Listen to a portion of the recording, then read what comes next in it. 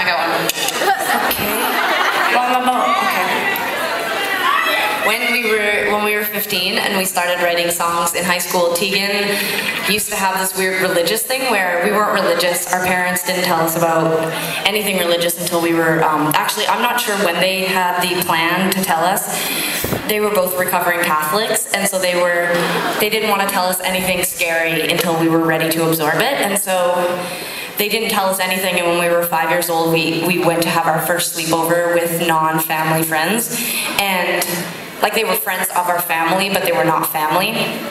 And the kids were our age, and before we had a really wonderful sleepover and everything was good. I mean, we had a wonderful day, and then that night when we went to have the sleepover, the girl child that we slept in her room, she was used to praying, I guess, before she went to bed, and she told me and Tegan, well, she said, actually, do you know who Jesus is? And we were like, no. And then she said, well, you better take him into your heart or you will burn in the river of hell forever.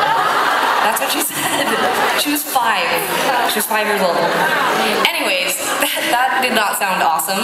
I didn't know really who Jesus was or what burning in river of hell would mean, but we were totally traumatized. We didn't do very well with change, and so we were like, we didn't even really know what death was at this point, so we were like, whatever that sounds like, it was scary. And so, anyways, my mom was really ticked off, and she didn't really want us to know about anything scary, because she wanted us to be sweet and not cry or feel scared about death. But that pretty much started us on the path of being worriers. Like, we always worried that we were going to die, or that if we were apart from each other, that the other one would die. Or like, I started to think that I had cancer in all different parts of my body.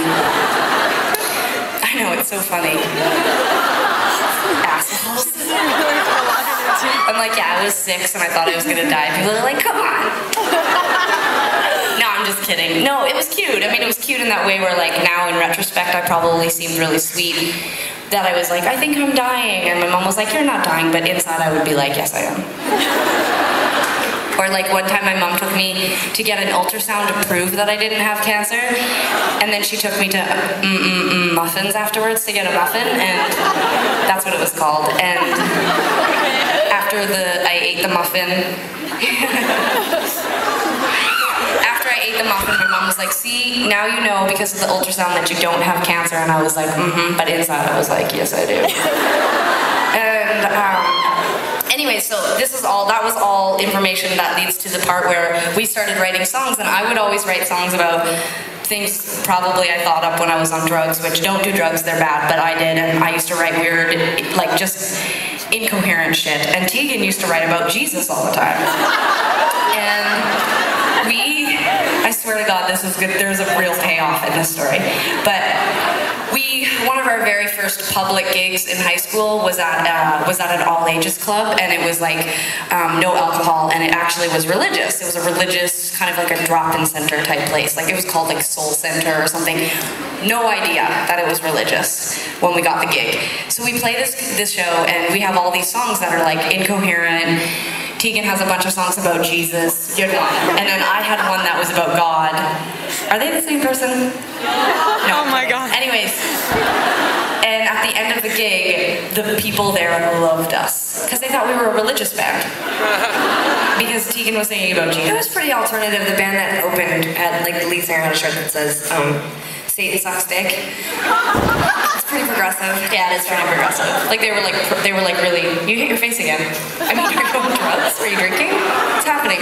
Anyways, so this next song, the reason why I'm telling you all of this, totally, like, it seems right now that we're just talking to talk like we're on cocaine, but the point is, Tegan is about to play an unreleased song that kind of reminds me of when we were in high school, because it's really dark and it's like, you were goth. Like, Tegan did not have a normal light bulb in her room for like 3 years. She had one black light. You couldn't see anything. Like, I would go into Tegan's bedroom and I would be like, Tegan?